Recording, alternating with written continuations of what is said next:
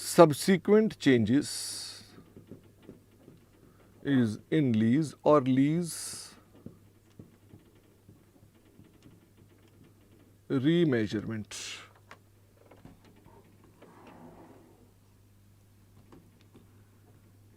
Change in amount of penalty, RVG amount payable,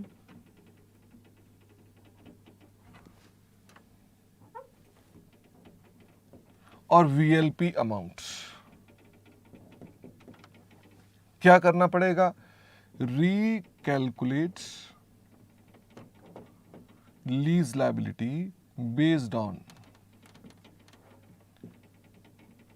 new lease payment into old discount rate, old या original, minus book value of lease liability. It will be adjusted in ROU asset or in P&L if ROU asset is negative. अगर वो negative हो रहा है तो हम उसको consider नहीं करते हैं. फिर उसके बाद इन अदर रीजंस, जो अदर रीजंस हैं वो कौन कौन से रीजंस हो सकते हैं कि हमारे पास और कौन कौन से कारण हो सकते हैं. तो वो हो सकता है लेजी, ऑप्ट्स या विड्रॉ या चेंज लिख देते, lazy changes it's option estimate. उसे लगता है कि वो ऑप्ट करेगा या नहीं करेगा. मुझे फटाफट से बताइए इसमें कौन कौन सी दो ऑप्शंस हो सकती हैं. It can be PO, it can be renewal option.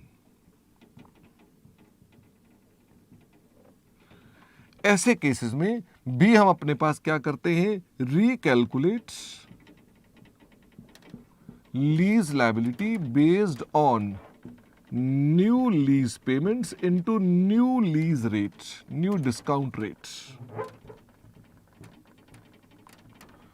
Minus book value of lease liability, और it will also be, it is adjusted in ROU assets. Again वो बात दोबारा नहीं लिख रहा कि नेगेटिव नहीं होनी चाहिए. फिर इसके अलावा what can be the other reason, it can be lease modification. जब मैं मॉडिफिकेशन बोलता हूं तो इसका मतलब यह कि आपका lessee and lessor both agree. क्या ऊपर वाले केसेस में लेजी और lessor both agree? The answer is no. यहां पर है मॉडिफिकेशन. तो वर्ड मॉडिफिकेशन जब भी बोला जाता है, कब बोला जाता है? मॉडिफिकेशन जब भी बोलेंगे वो बोलेंगे जहां लेजी और लेजर एग्री करते हैं. ये मॉडिफिकेशन कैसी हो सकती है? It can be increase in scope. It can be increase in scope. When I से इंक्रीज इन स्कोप तो ये भी दो तरह का हो सकता है, रेदर तीन तरह का हो सकता है. तो इंक्रीज इन स्कोप किस किस तरह से आ सकता है कि हमारे पास यहां पर एडिशनल एसेट आ गया, या हमारे पास एडिशनल लीज टर्म आ गया, या हमारे पास PO which was not existing earlier, वो जनरेट हो गई. दोनों ने परचेज ऑप्शन को लेटर ऑन इंट्रोड्यूस कर दिया. हमने कहा इन सब केसेस में क्या करना है, डिट्टो. ये मुझे चाहिए ही नहीं है, ditto as above, ditto as above. कोई दिक्कत तो नहीं इसके अंदर. फिर इसके अलावा और क्या हो सकती है? और हो सकती है लीज मॉडिफिकेशन, जिसमें आप क्या करते हैं, चेंज इन लीज रेंट. अब मुझे फटाफट से बताओ, change in lease rent, modification, क्या दोनों को जोड़ के पढ़ो तो कुछ समझ में आया कि लीज रेंट बदला है जहां लेजी लेजर दोनों एग्री कर रहे हैं. ओके, लीज रेंट बदला है। ऊपर भी तो लीज रेंट बदला था, मुझे फटाफट से बताओ, ऊपर भी तो लीज रेंट बदला था, लेकिन ऊपर का लीज रेंट जो बदला था उसमें क्या मेरे को लेजर के साथ मीटिंग करनी थी? नहीं करनी थी। यहां मॉडिफिकेशन है, तो यानी मीटिंग करके हमने रेंट को चेंज किया। It can be due to COVID और नॉन कोविड। इसमें भी क्या करेंगे? इसमें भी क्या करेंगे? Ditto as above. इसका मतलब डिट्टो एज अबव। अब एक और भी लीज मॉडिफिकेशन होती है, बताओ और कौन सी लीज मॉडिफिकेशन होती है? एक और होती है जिसको हम बोलते हैं डाउनवर्ड स्कोप, जिसमें हम बोलते हैं डाउनवर्ड स्कोप। इसमें दो सिचुएशंस हमारे पास आती हैं। एक कौन सी आती है? Reduction in assets, reduction in asset, और दूसरा क्या होता है? Reduction in lease term. Lease term reduce हो गया। इनमें आपके पास एक स्टेप नया आ जाता है, इसमें एक स्टेप न्यू आ जाता है। Step 1 is new. इसका मतलब आपके पास एक नया स्टेप आता है, और वो नया स्टेप मैं अलग से बना देता हूं, और स्टेप 2 इज अगेन डिट्टो पुराना वाला। इसका मतलब यहां पर हम क्या करेंगे? यहां डिट्टो एज अबव। यही वाली चीज हमारे पास यहां आती है। मुझे फटाफट से बताओ रिडक्शन में नया स्टेप कौन सा आ जाता है?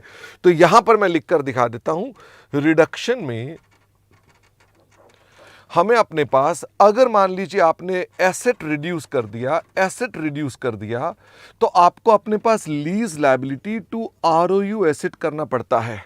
मुझे ये बताओ, इसमें lease liability percentage of asset reduced, समझ में आ गई? मान लो परसेंटेज जो भी है into book value of lease liability, और परसेंटेज ऑफ एसेट रिड्यूस्ड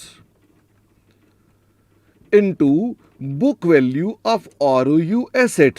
और इसमें डिफरेंस अगर आएगा तो कहां आएगा? डेबिट में भी आ सकता है, क्रेडिट में भी आ सकता है। डिफरेंस कहां चला जाएगा? Difference will be in profit and loss account. ठीक है, ये हो सकता है। या क्या हो सकता है? Lease term reduce. अगर लीज टर्म रिड्यूस होता है तो फिर मेरे पास एंट्री क्या बनती है? लीज टर्म में हम क्या करते हैं?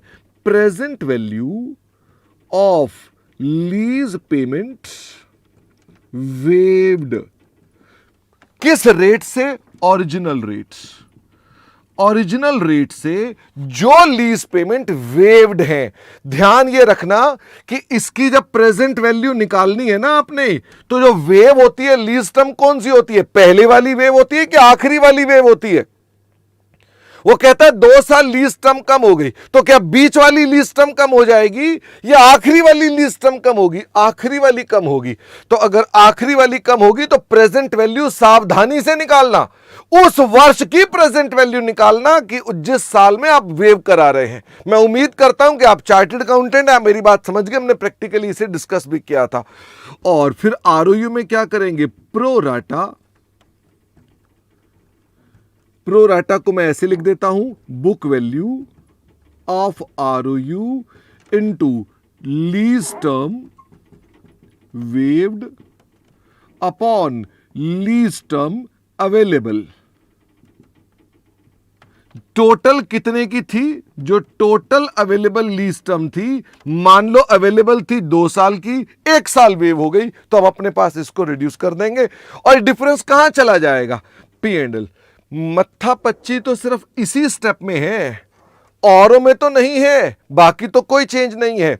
इसके अलावा हमने आपसे कहा कि जब एक एडिशनल एसेट आता है तो ये कभी कभी हमारे पास लीज मॉडिफिकेशन नहीं मानी जाती। बताइए, कभी कभी एडिशनल एसेट लीज मॉडिफिकेशन नहीं मानी जाती। कब नहीं मानी जाती? यह भी बताई थी बात आपको।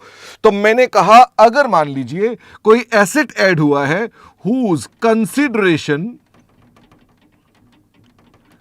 is commensurate